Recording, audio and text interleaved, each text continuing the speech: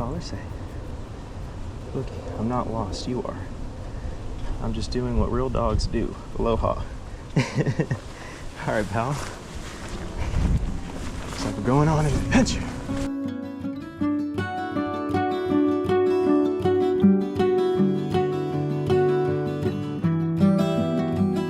Friend of mine, just between us I've been moving toward the light. Now you've gone from my eyes. All my life I've been so low, I don't know why. So blue.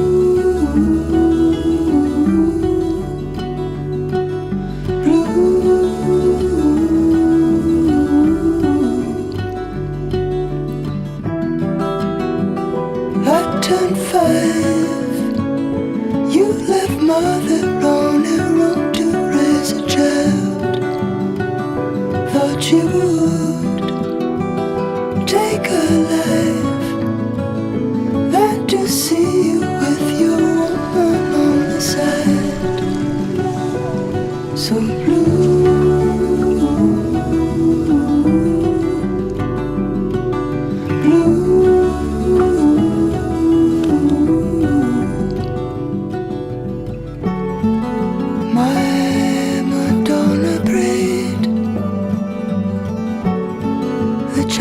Saved her life this way.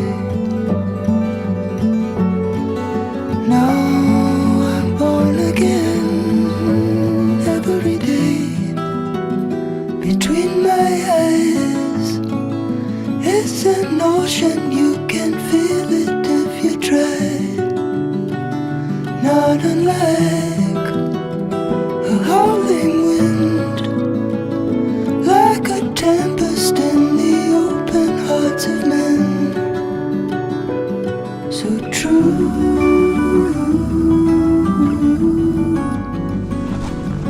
true, so true.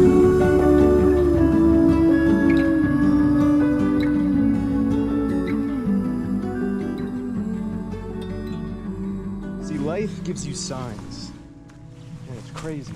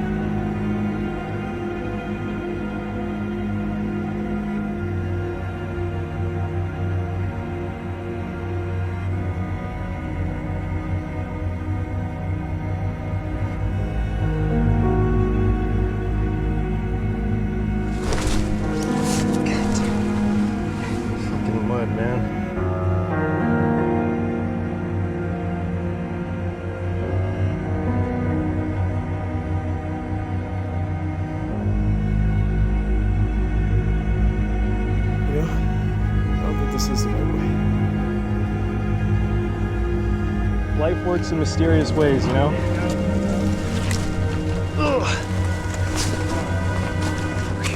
Going all the way today? Yeah, that looks like a trail. Okay. You want to go this way, though. Okay. Yeah. Have a good day.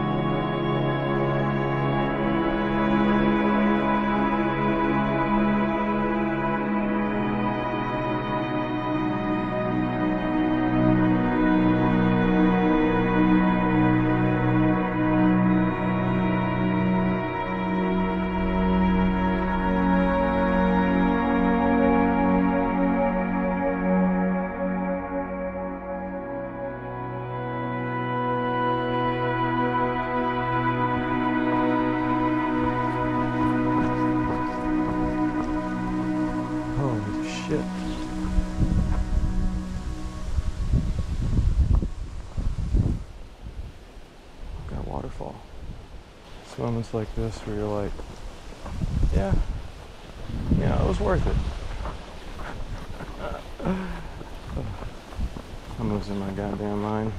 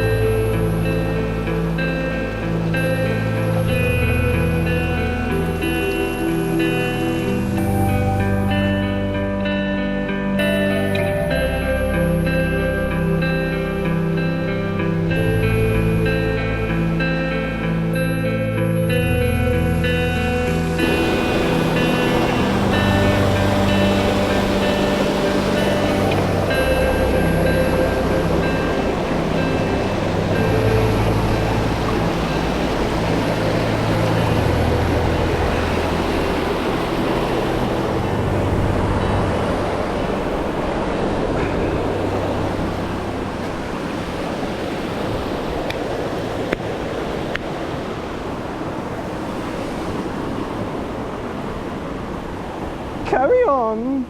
Move along, little darling.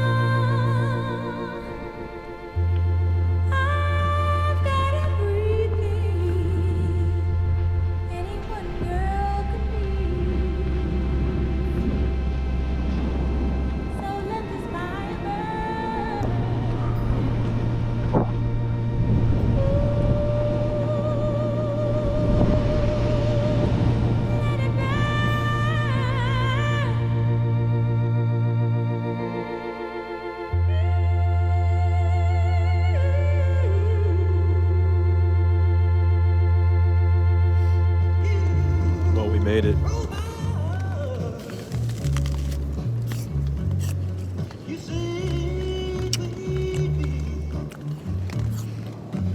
I hiked 11 miles straight on one of the hardest fucking trails in the world. My tongue. And it's raining. And I'm feeling good. All things considered, this was worth it. But I'm not looking forward to doing it again tomorrow. Fuck. I'm so tired. My body's sore. I'm wet. I'm not smelly because I have deodorant. Don't go thinking I smell bad. I never smell bad. I always smell good.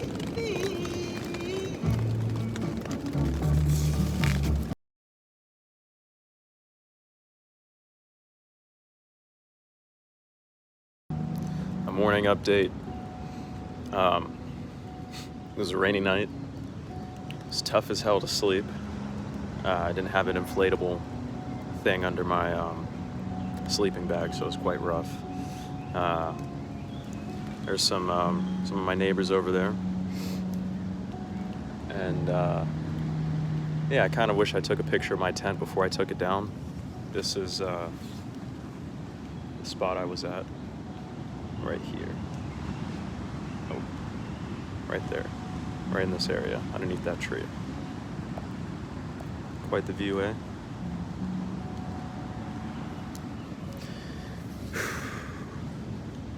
It's pretty tough having to make that journey and then, you know, get here and it's raining. Like, I was really hoping I could have caught a nice sunset with some rainbows and stuff, but not this time.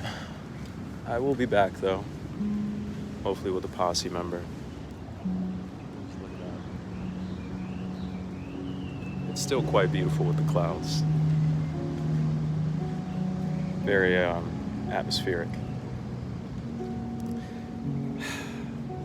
Well, wish me luck.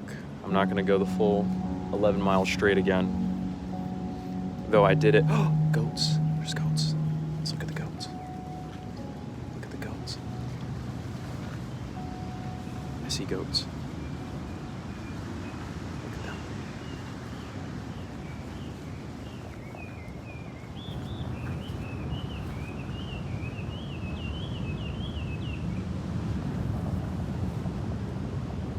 Look at the goats.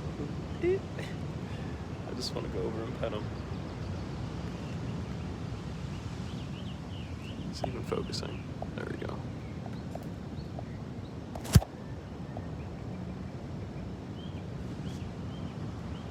Yeah. Well, it's time to head out.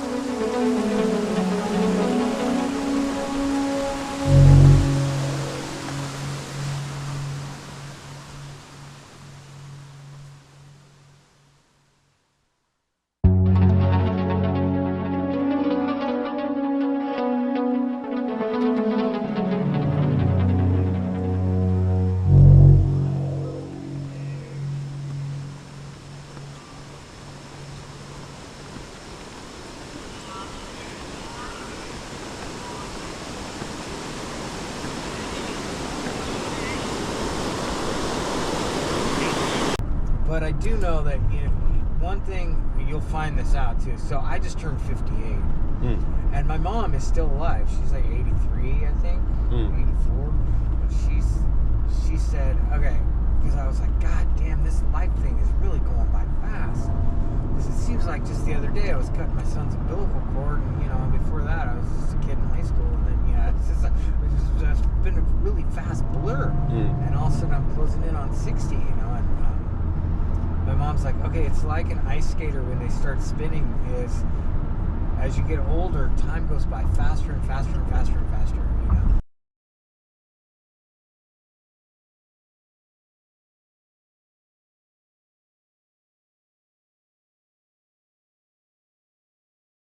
I completed the Kalalau Trail, solo backpacking on a whim. I initially did not expect to do this trail, as I happened to acquire an overnight permit just the day before at the state office building. However, I was unable to secure an overnight parking permit, so I departed Wailua via Uber. I started later than expected at 10 a.m., reaching the notorious Kalalau Beach around 6:30 p.m., just in time to pitch my tent before dark. This was the first time in my life that I had hiked 11 miles straight with an elevation gain of 6,500 feet. It pushed me to my absolute physical and mental limits. Upon pitching my tent, it began to absolutely downpour. I met my next-door camping neighbors, Kelsey and Eric. They were traveling from Maui. Graciously, they prepped and shared one of their food rations with me while indulging me in warm conversation. Upon scurrying back to my tent, I replayed the day's journey in my mind as I listened to the rain on my tent and waves crash on the nearby shore. There was no putting it lightly. My body was in so much pain, but the feeling of a successful journey soothed my wounds. Even my balls were chafed from the last mile. So yeah, it was going to be a tough night. Once it was time to sleep, I struggled to keep dry as I was in and out of my tent all night to piss. Not to mention, in order to save weight, I brought no inflatable cushion for my sleeping bag. Anyways, managed to survive the night with some decent rest, and it was time to decide if I would head back or stay another night. You see, they were calling for a real bad storm that Friday, with rain through Sunday, which meant if I did not leave, I could risk being stuck there through the weekend due to dangerous hiking conditions, which I totally would have loved if the rain wasn't such a bugger. There were several other campers who had already left, including another person I met named Andrew. And though my body was nowhere near 100%, my mind was set on at least camping at mile 6. I said my goodbyes, and Kelsey gave me some jelly beans and sour candies for the road, which helped boost my morale several times on the way back. I departed around 11:30 a.m. Fortunately for myself and everyone else that left that day, the damage had already been done by the downpour all night. Let me tell you, that mud was no joke. Slipping and sliding, whether going up, down, or on a flat stretch, this was the part where you realize just why Kalalau was listed as one of the most dangerous hikes in the U.S. The crawler's ledge had me seriously crawling for my life, with mud about 4 inches deep, a trail nearly a foot wide, nothing to grab a hold on, and an estimated 200-foot drop to your death. You too would crawl.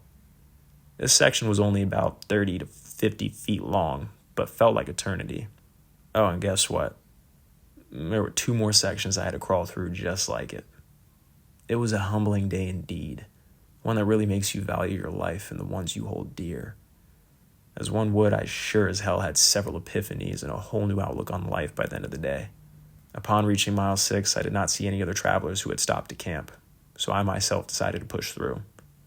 By this point, I had already made it past the most dangerous sections of the trail, and though I knew there was no way I would complete the trail by nightfall, if I at least made it to Hanakapiai Beach before sunset, I would be golden.